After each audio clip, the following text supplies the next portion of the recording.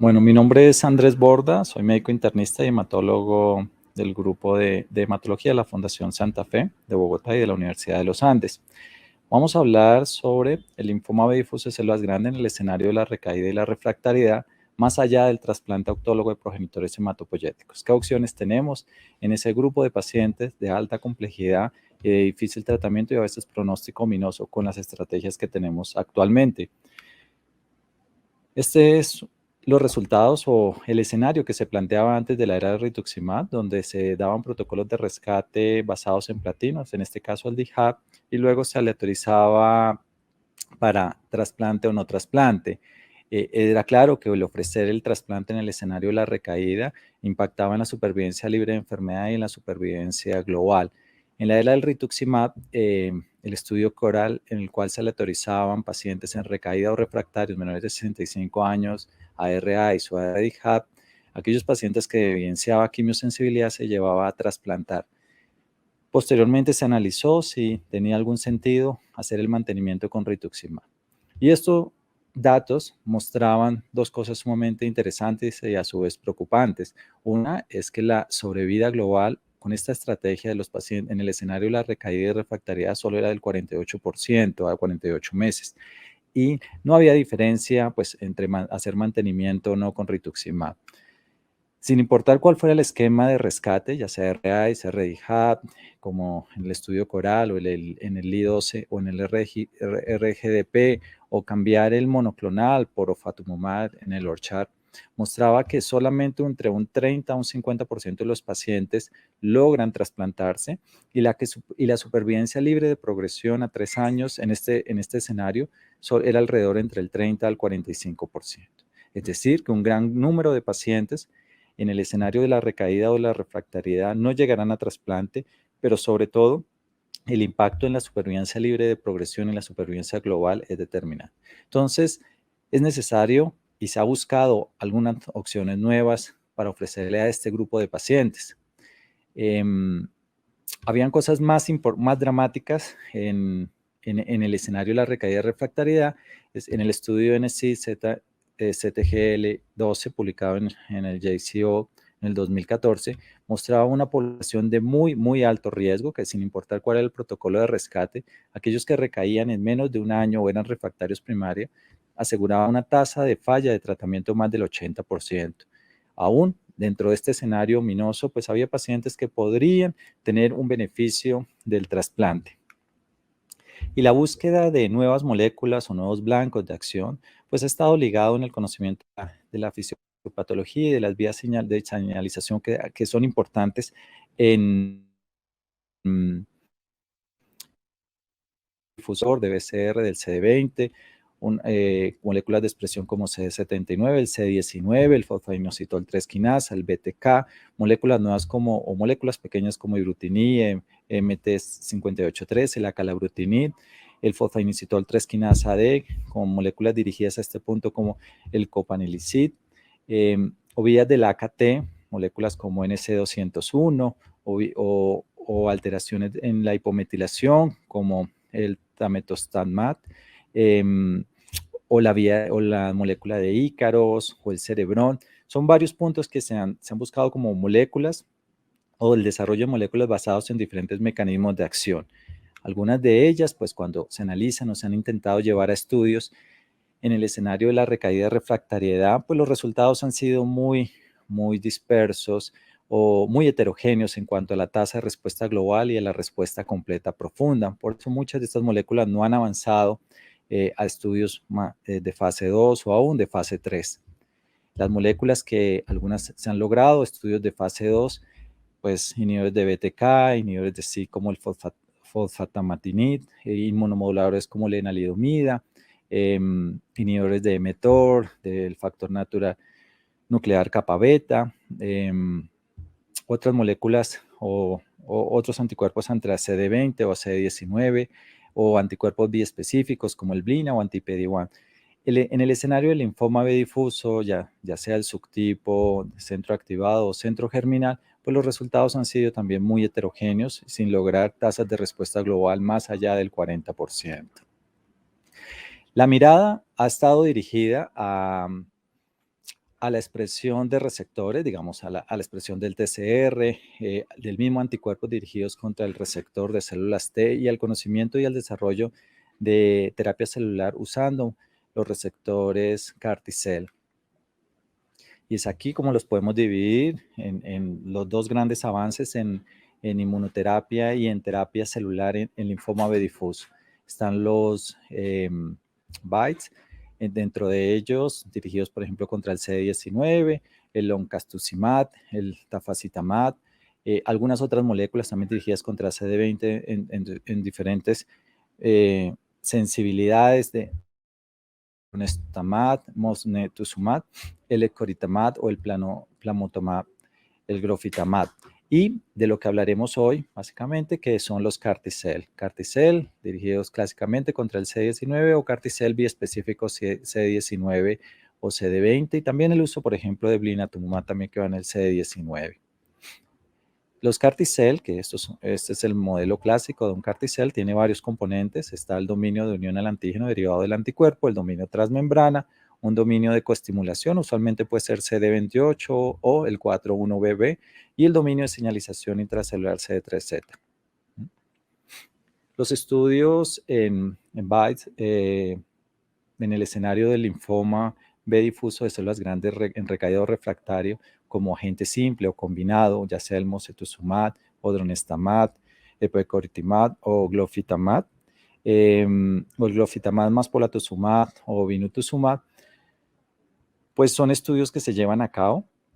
Han cruzado fase 1, hay algunos fase 2, con algunos con respuestas, sobre todo en tratamientos combinados interesantes, con tasas de respuesta global que pueden ser entre 80, 90%, con respuestas completas en algunos, otros con unos datos menos alentadores, pero pues falta madurar y mucho más volumen de pacientes. Donde realmente hemos visto tasas de respuesta global y unas respuestas completas más profundas y en escenarios muy complicados de refractariedad es el uso de los CAR T-cell. Y los CAR T-cell hablaremos de 3 estudios, 2 de ellos que se han basado para la aprobación por FDA y EMEA, que es el SUMA-1, el Juliet y el Transet, que pues el Transet, y está el SUMA-1 publicado en el 2017 en el New England, que es el Acicel, acicactagen siloleucel, el Juliet, que es el tisagenlecleucel o el Tisacel, publicado en el 2019, y el Lisocel, que es el Trascend, publicado en Lancet en el 2020. Bueno, cuando comparamos las moléculas, digamos las moléculas, la coestimulación, el Acicel es CD28, el Tisacel el 4-1BB y el Lisocel también 4-1BB como coestimulación. El vector habitualmente del Acicel es un retrovirus y es un lentivirus en el Tisacel y el Lisocel. El mínimo conteo de linfocitos, más de 100 y más de 300 en el Tisacel, y no había conteo mínimo requerido en el estudio Lisocel, el TRAS. Producto de aféresis, en el Acicel son células frescas, Tisacel se puede criopreservar y Lisocel también usa células frescas. En algunos, para ingresar, había terapia puente para ingresar, aunque no era permitido en el Acicel, en el SUMA-1, pero en la práctica, pero en el mundo real es una práctica estándar. Y la linfodepresión se hace con fludarabinas, ciclofosfamida, pues las dosis varían de acuerdo al estudio. La dosis mínima de células de CAR-T es de 2 por 10 a la 6, y en el Tisacel de 3 por 10 a la 6, y en el LISO habían 2 niveles, 0,5 por 10 a la 7 y un nivel 2, 0,5 por 10 a las 8. Habitualmente Acicel es una infusión y es durante un paciente hospitalizado. El Tisacel podría ser ingresado ambulatorio al igual que el Lisocel. Tanto de Acicel como Tisacel, estas dos CAR T-cell en linfoma basado en el SUMA-1 y el Juliet están aprobados por la FDA y EMEA, y el Lisocel aún no. Este es el modelo clásico, pues digamos, de la preparación, el paciente pues, cumple unos criterios de selección, de ingreso, luego se hace la citoaféresis, en el día 0 de hospitalización se hace la linfodepresión o el acondicionamiento y la reinfusión en el día 0. En general, la hospitalización puede estar entre 14 a 28 días, que es cuando se presentan las complicaciones, y hay otro grupo de complicaciones que va entre el día 29 a 100, y algunos efectos tardíos más del día 100. Entonces, el primer estudio, el SUMA-1, que miró Acicel, acicactagen sileucel en CAR T-cell en linfoma, hay varias cosas interesantes y si vemos en esta tabla de los criterios de ingreso, pues, o de las características de estos pacientes, digamos que eran linfomas, dentro de ellos que ya habían recibido más de 3 líneas de tratamiento, que habían refractaridad primaria en un 26%, refractaridad a la última terapia en 77% y un 21% de los pacientes ya había recibido un trasplante autólogo. La tasa de respuesta completa era de un 82%. En linfoma B difuso, dentro de ellas un 49% era respuesta completa y un 32% había tasa de respuesta global. Bueno, este también miró linfoma B difuso y linfoma folicular transformado con unas tasas de respuesta sumamente altas. Entonces, a pesar de ser pacientes muy tratados y con refractariedad primaria, se lograron unas tasas sumamente altas de respuesta. En el SUMA 1, la duración de la respuesta fue de 11 meses, la duración media, y dentro de ello la mejor tasa de respuesta global, incluyendo respuesta completa, fue de 82% y respuesta completa del 54%. A los 6 meses, una tasa de respuesta completa persistía el 41% y 36% de respuesta completa, que son números sumamente interesantes comparado a las opciones que teníamos en el escenario de la recaída cuando falla el trasplante o una segunda o tercera línea. Cuando vemos la sobrevida libre de progresión, a 12 meses es del 65%, con una sobrevida media de 5.8 medio, sobrevida libre de progresión. Si vemos a 12 meses, 44%, 18 meses, 40%, es decir, casi 18 meses se sostiene esa respuesta que hemos logrado. Cuando analizamos la sobrevida global, a 12 meses es del 59% y a 18 meses el 53%. Y si vemos algo después de los 16, hay algo de aplanamiento de esta curva. Bueno, el segundo estudio que permitió, estudio pivotal para la aprobación del Tisa-Cel, es el Juliet, un estudio publicado en el New England Journal of Medicine en el 2019. Y cuando vemos también las características de los pacientes que se ingresaron en este estudio, vemos pacientes doble hit del 27%, más de 3 líneas de tratamiento del 59%, había pacientes con refractariedad primaria y trasplante autólogo en un 49%, es decir, pacientes altamente complejos y con un pronóstico con la quimioterapia, el tratamiento convencional ominoso. La duración de la respuesta de estos pacientes aún no se había alcanzado en el seguimiento del estudio, y vemos que las curvas, pacientes que lograron respuesta completa, hay una tendencia a un aplanamiento de esta curva. La sobrevida libre de progresión a los 12 meses es del 66% en pacientes que, en todos los pacientes que habían logrado la respuesta completa, pues es de un 80%, que es un momento importante. A los 18 meses se mantenía en todos los pacientes un 64%, un 12% a los 49%, y 18 meses de una sobrevida global también de 43%, como vemos en esta gráfica. Indudablemente, aquellos pacientes que lograron respuesta completa, pues vemos un mejor resultado. Bueno, el otro estudio que miró el lisocabtagene meraleucel o el Tisa-Cel es el TRACEN, publicado en Lancet en el 2020 por Abramson. Vemos lo mismo, son pacientes multitratados, doble hit, más de 3 líneas de tratamiento en un 50%, refractariedad primaria en 49%, refractariedad a la última terapia en un 67% y trasplante autólogo casi en un 40%. Una duración de la respuesta sostenida más de 9 meses, una respuesta completa, una tasa de respuesta global del 75% y 55% en pacientes de respuesta completa. Una sobrevida libre de progresión que no se había alcanzado, con claramente una expresión o un aplanamiento de esta curva en la sobrevida libre de progresión, y sobre todo, pues obviamente sostenían aquellos que logran una respuesta completa. La sobrevida global a los 12 meses de un 63%.